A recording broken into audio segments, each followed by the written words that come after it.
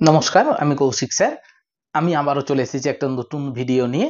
আজকে আমার ভিডিওর বিষয়বস্তু হিসেবে থাকছে ক্লাস 10 এর গ্রামারে অর্থাৎ ব্যাকরণ বইয়ের তৃতীয় যে চ্যাপ্টার বাক্য, সেই বিষয় নিয়ে।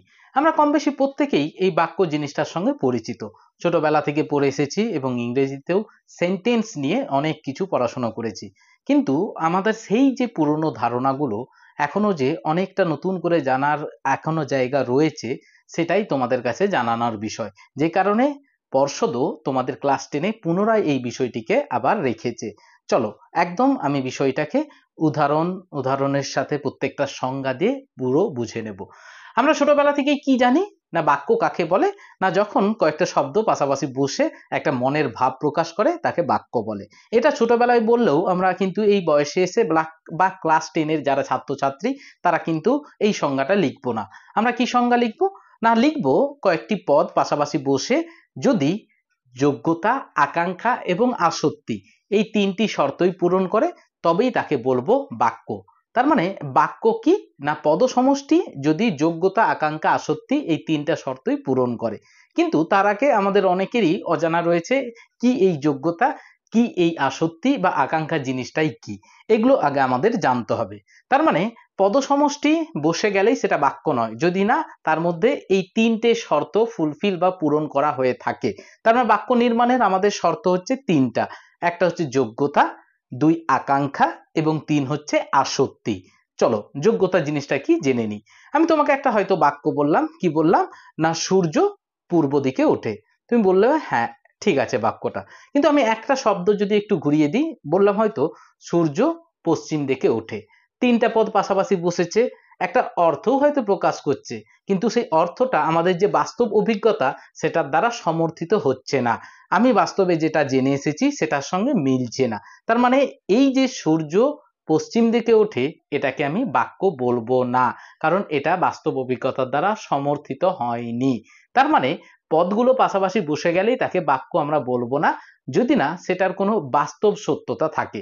তার মানে এই যে বাস্তব সত্যতা এটাকেই বলা হয় যোগ্যতা। তার মানে যে বাক্যের এই বাস্তব সত্য বা যোগ্যতা থাকবে না তাকে আমরা বলবো যোগ্যতাহীন বাক্য। তার মানে আমার উদাহরণটা যদি বলে যে গরু আকাশে ওড়ে, তার মানে এটাও যোগ্যতাহীন বাক্য। কিন্তু বাক্য হতে গেলে এই যোগ্যতা শর্তটাকে পূরণ করতেই হবে। তার মানে এক নম্বর যে শর্ত যোগ্যতা সেটা আমরা জেনে গেলাম। দুই কি, দুই হচ্ছে আকাঙ্ক্ষা। আকাঙ্ক্ষাটা কি রকম, হয়তো আমি বললাম সে বাড়ি, আর কিছু বললাম নি ডট ডট ডট। তার মানে আরো কিছু জানার ইচ্ছে আমার রয়ে যাচ্ছে। একটা পদ সমষ্টি যদি না বক্তার মনোগত আকাঙ্ক্ষা বা ইচ্ছাকে পূরণ করতে পারে তবে সেই পদ সমষ্টিকে আমরা বাক্য বলবো না। এই যে একটা পদ শোনার পর পরবর্তী পদ শোনার যে আগ্রহ, বললাম কি আমি, তুমি অপেক্ষা করছো আরেকটা পরেরটা কি বাড়ি, তুমি অপেক্ষা করছো পরেরটা কি। তার মানে পরবর্তী পদ বিষয়ে যে আমার যে ইচ্ছে বা জানার যে আকাঙ্ক্ষা সেটাকেই বলা হয় আকাঙ্ক্ষা।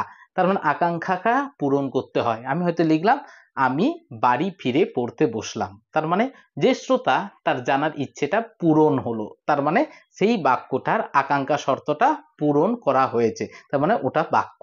তার মানে যে পদ সমষ্টির এই আকাঙ্ক্ষা শর্তটা পূরণ হবে নি তাকে আমরা কখনোই বাক্য বলবো না।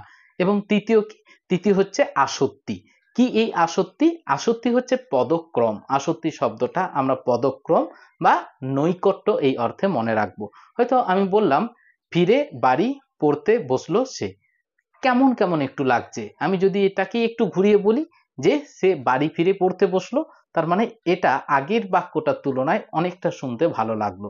কেন এটা আগেরটা আমার কেমন লাগছিল, না পদগুলো সঠিক ক্রম মেনে বসেনি। যদি আগে বলি সে, তার মানে কর্তা আগে, ঠিক আছে, বাড়ি ফিরে পড়তে বসলো, পদের ক্রমটা ঠিকঠাক অনুসরণ করেছে। এই যে পদগুলোর বাক্যের বাংলা বাক্যের যে পদক্রম তাকে সঠিকভাবে অনুসরণ করাকেই বলা হয় আসক্তি। আমরা অনেকেই আসক্তি বলে ফেলি, এটাকে বলা হয় আসক্তি। তার মানে বাক্য নির্মাণের যে তিনটা শর্ত আমরা জেনে গেলাম কি না, ফার্স্ট জানলাম যোগ্যতা, সেকেন্ড জানলাম আকাঙ্ক্ষা, আ কয়াকার উময় কয় মূর্ধন্যস্বয় আকার, এবং তিন নম্বর শর্ত হচ্ছে আসক্তি। এটাও আমাদের পড়ার মতো একটা প্রশ্ন। তার মানে যে পদ সমষ্টি এই যোগ্যতা, আকাঙ্ক্ষা এবং আসক্তি তিনটে শর্তই পূরণ করবে তাকে আমরা বাক্য বলবো। তো আমরা বাক্য নির্মাণের শর্ত, বাক্য কাকে বলে তা আমরা পরিষ্কার এই ক্লাসে জেনে গেলাম। পরবর্তী ভিডিওতে তোমাদের কাছে বাক্যের শ্রেণী বিভাগ, উদাহরণ সমেত আরো অনেক কিছু নতুন বিষয় তুলে ধরবো। Thank you.